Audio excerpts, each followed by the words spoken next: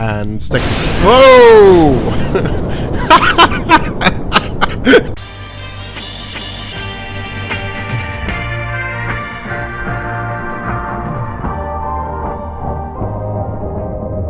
In a crude laboratory in the basement of his home.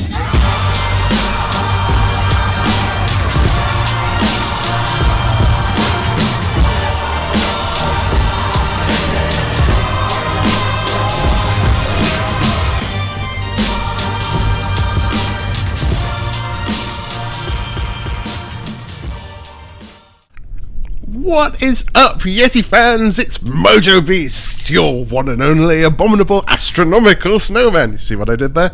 We are here live playing something brand new. Some Kerbal Space Program. Oh, I'm so excited about this. I'm so excited about this.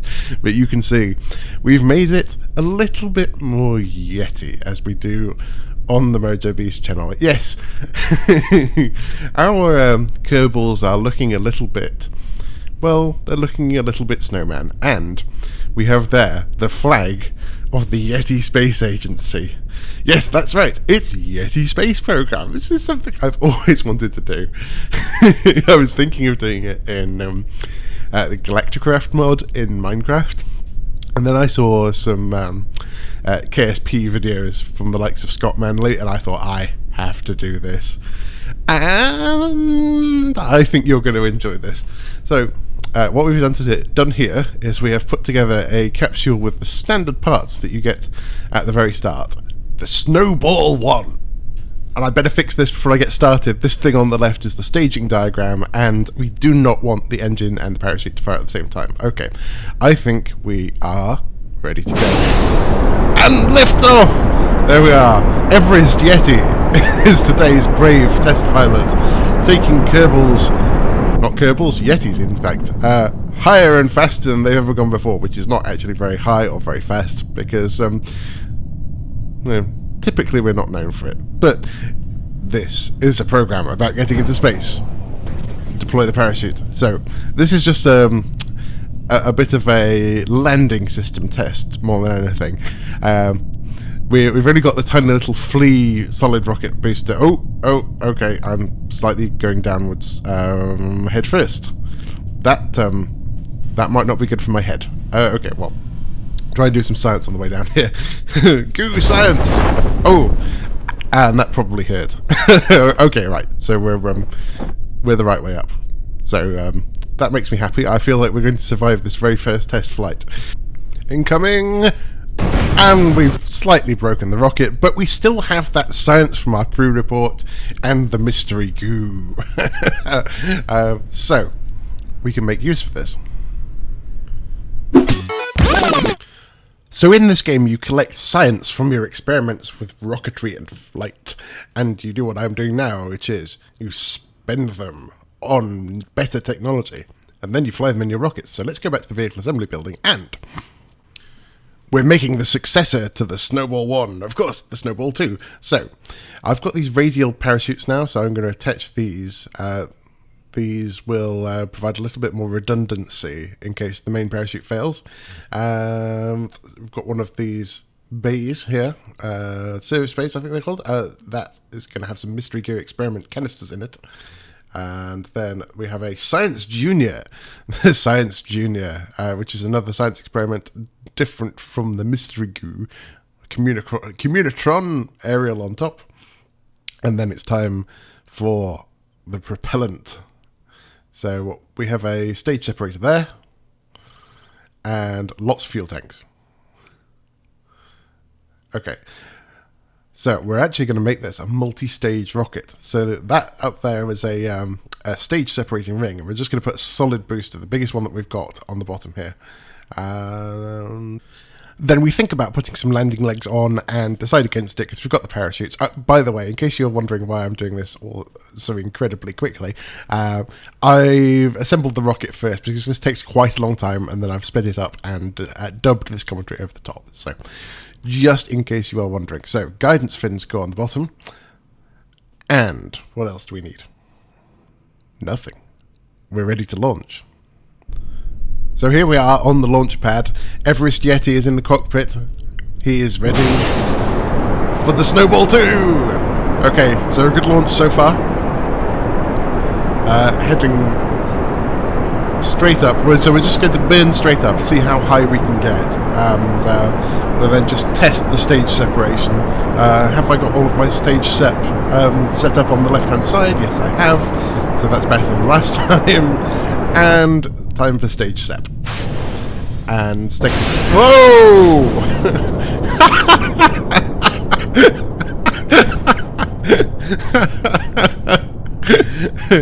Okay, so we had to do a bit of an emergency second stage separation from the capsule there.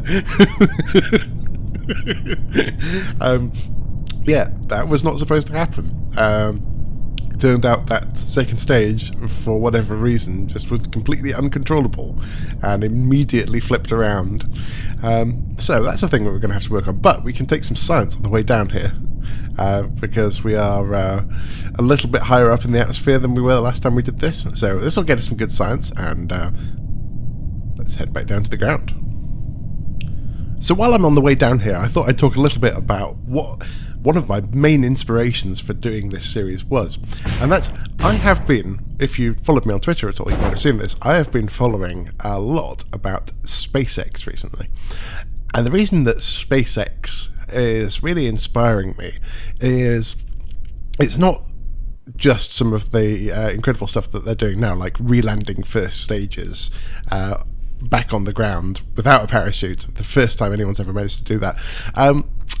The real inspiration is what their grand plan is: to establish a permanent human settlement on Mars. And let's face it, that is just a cool thing to do. So we're down here on the surface now, and we got almost no new science from the surface. So we've gone over to the beach. Everest Yeti has gone for a day out to the beach, and he's not just gone AWOL. There is actually a good reason for this, which is once he's in the sea, he can get an EVA report from the sea, and that is actually good science. So we're doing it for science, and not just for a dip in the ocean.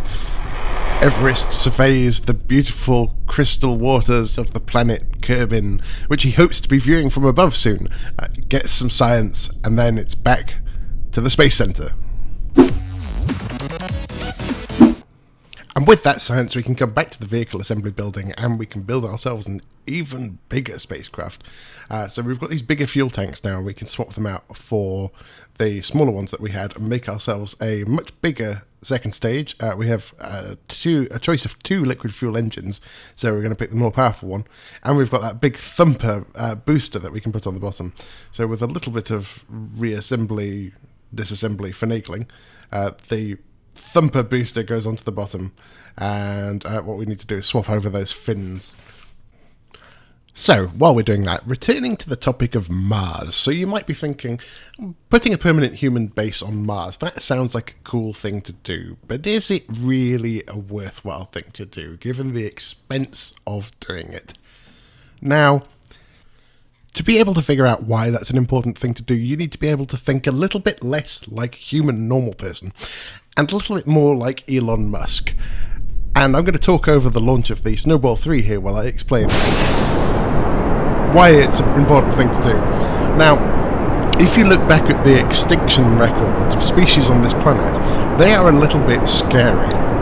And a lot of them have been caused by things that would cause us a great deal of problems. So what SpaceX is trying to do is to say, the extinction event that caused the massive Chicxulub crater in the Gulf of Mexico and caused the extinction of the dinosaurs, if that were to happen again, that would be bad news bears for us. So it would be a good idea to back up our civilization by having some of it on another planet. And if you think about it like that, that's a pretty good idea. So, we're coming up to stage separation here, and we're a little bit higher in the Ooh! Okay. Steady. No, we're thrusting downwards. That's a bad thing. Want to get this facing upwards. This is completely uncontrollable inside the atmosphere. And I think... No, facing downwards again. Okay, we're not going to get this thing under control. I think what we've discovered with these upper stages is that if they are going to be activated in the atmosphere, then they need to have some control. So ideally aerodynamic fins or RCS or reaction wheels. We need to have a way to be able to point the thrust downwards so we don't end up spinning off like a crazy thing. But we do eventually get up high enough so that we're in the atmosphere, so we can get some upper atmospheric science, and that at least will help us to research some bigger and better parts. Okay, so we use our science junior, and we ditch the spent second stage, and we just have the capsule here. And so while we are in free fall, essentially, we can do all of this science. The goo, not so good. We've already got this from this height. And then we accidentally trashed the main parachute, but that's fine because we've got the spares there. So this is a lesson about parachutes. Do not try to deploy them when they are showing red in the staging diagram, because that means it's unsafe to deploy, and you will only get one chance to deploy them. If you mess it up, then you will experience a hardware-assisted litho-braking maneuver, resulting in a rapid, unscheduled disassembly of the spacecraft. That means you'll crash, and it'll be bad. But on this occasion, Everest Yeti has the 3 parachutes to rely on. So as soon as we get to a safe velocity, we deploy them, and that should be more than enough to aerobrake our way down to a nice gentle landing. There's a couple of explosions, which might be parachute effects, or sonic booms, or just something falling off the spacecraft, but we'll be just fine. And we get down to the ground safely. So back in the vehicle assembly building, we have some more parts to make use of. We have these radial decouplers, which will allow us to put some more solid rocket boosters on the side and then dispose of them when they're empty. Now, it's important to put them actually on the decouplers rather than on the main body, otherwise they won't fall off when you need them to fall. We've also got these much larger fins to make use of, which we're putting on the upper stage to make sure that if it's still in the atmosphere when it is firing, it will have some control and guidance. And hopefully these can provide control and guidance when we're firing the first stage. So, this then is the new model, the Snowball 3. And it's at this point that I realised that it's too heavy for our AirSats launch pad. So, we don't have the money. We can't raise the money quickly enough to be able to upgrade the launch pad, so yeah, we're going to have to save this, and we're going to have to take off those boosters on the side, and we're going to call it the Snowball 2A. So here we go. And here is our test launch of the Snowball 2A. Again, Everest Yeti is in the pilot's chair. So far, all systems are nominal, as they say. Now, let's see if we can nose over a little bit and get ourselves into... Oh, no. Okay, I've lost control. And we're going right over. This is not good. Don't break up. Okay. We're going up again, more or less. More or less right now. At least our altitude is increasing. I somehow do not think that we're going to get this thing to orbit the way that we're going. So I think the thing that we've learned here is you're going to need some sort of aerodynamic control behind the centre of thrust, I think. But we do actually manage to get to stage separation, and now... And in fact, once the stage separation has occurred and we're rid of that cumbersome thumper booster, we're able to fly this thing pretty well with these big new fins. And in fact, we start to get some aerodynamic heating, and we are lucky enough to be able to get up into the upper atmosphere and take some of those upper atmospheric scientific readings that we missed out on last time. So, this is still progress, and no data is wasted here in the Yeti Space Program. We at the Yeti Space Agency consider all problems to be opportunities, even the ones that may result in explosions. So, whee! Okay, having jettisoned the second stage so spectacularly there, we get to do a little bit more of a serious re-entry test. Angling the heat shield into this retrograde vector very quickly brings us below the safe deployment velocity for the parachutes, and once again we can safely float to the ground but we also do a little bit of Yeti acrobatics on the way down there, getting an EVA report in flight. Yes, that's right. Everest Yeti, he's a daredevil. So after what we saw last time, the next iteration of the Snowball 2A should not surprise you. We are adding some guidance fins to the bottom here, and lift off! There we are. We're heading straight up into the sky. We're not falling out of the sky. And if the staging works as expected here, we should be able to get ourselves above that Kármán line, out of the atmosphere, and become the first Yeti in space. Ditch that second stage, and here we are. The capsule is floating free. Well, actually, it's not floating free. It's arcing like a cannonball at enormous speeds, but it very much feels... it's basically in free fall. So, here we are, in space, in our EVA suit. We had to upgrade the astronaut complex to be able to do this, by the way. And I'm floating a little too freely here. I actually do not know how to get back to the capsule. This could be a problem. I do know that these suits have some maneuvering capability, so I should be able to get back there. I don't know how to do it. This is a little concerning. So, Everest Yeti is absolutely the highest abominable snowman over the planet Kerbin. And this is his current trajectory. So even though it looks really peaceful up there, things aren't going to go well if he doesn't manage to figure out how his suit works. And R for RCS is what you need to do. So it's like flying a spacecraft with RCS, except I need to figure out what the controls are. This is a little unfamiliar. Down. So this is for down.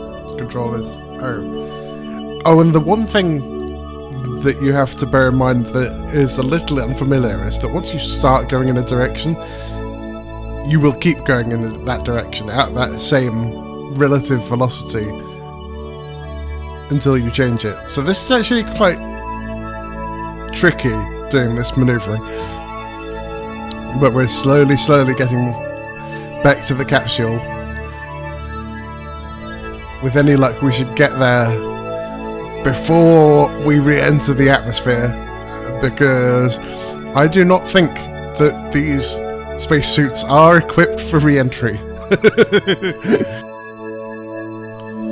And eventually we do make it back to the capsule in one piece, becoming the Yeti Yuri Gagarin and Alexei Leonov all rolled into one, the first manned space flight and the first spacewalk.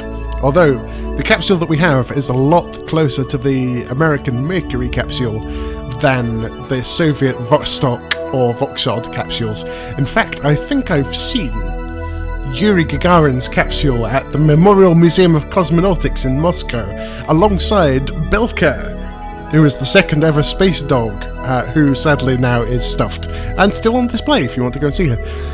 So, not only did we get invaluable, unique science there, we also got to test the Communitron aerial, which was beaming our scientific findings back to the planet below. And as the capsule tumbles back to the surface of Kerbin, we get our final few pieces of science, and then we get ourselves oriented for what will be a pretty serious test of this craft's re-entry capabilities.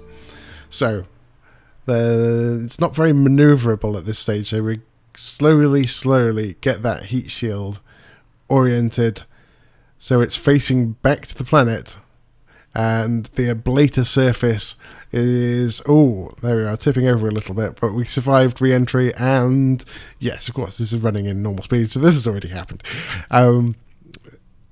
Both of our sets of parachutes have safely deployed, and we land back on the ground. There we have safely put a Yeti in space and returned him to the ground. And we also get to play with the other benefit of unlocking the higher astronaut complex, which is this beautiful flag to commemorate the occasion. There we go.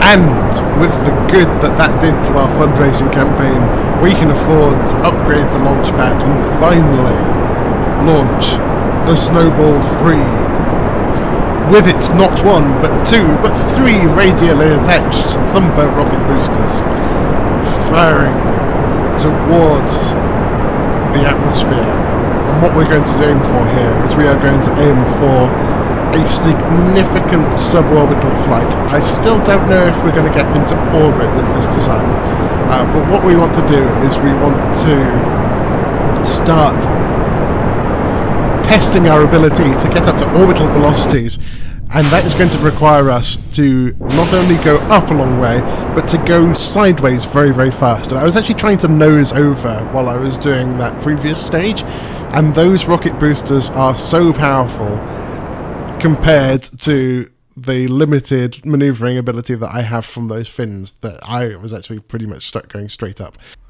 So what we want to do here is we want to get to apoapsis, which is the furthest distance away from the planet that we get on our orbit, or suborbital trajectory as we are at the moment, and then basically burn towards the horizon.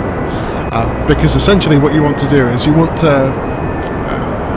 to sort of shoot yourself around the planet with all of this delta V, or change in velocity, that you've got in this rocket. So we're not going to get into orbit with this one, but what we are going to try to aim for is to do a re-entry over the pole, and then if we come down over the pole we should be able to land and get a little bit more science, because you get more science from each biome. So where better to go than somewhere a Yeti will feel at home, and that is the Arctic wasteland. Okay, so we go for another spacewalk. Not too much more science to be had up here in truth, because we've been up this high before.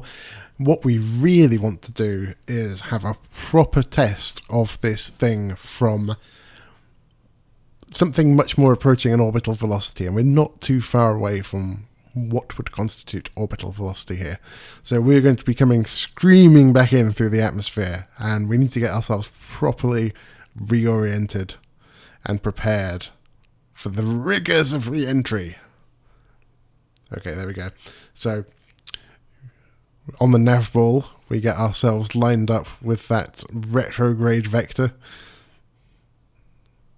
do some final science, and then it is time to transmit what we've got. Oh, and here we are. Here comes the re-entry heating. Get everything closed up, battened down.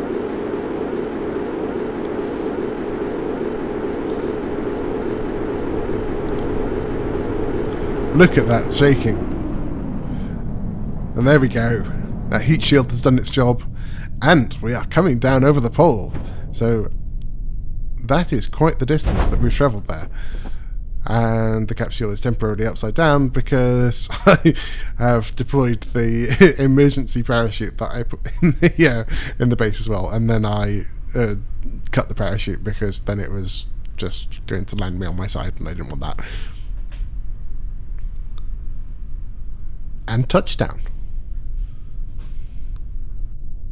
A successful test of the Snowball 3 Thumper booster and landing stage. And here we go, out onto Arctic territory.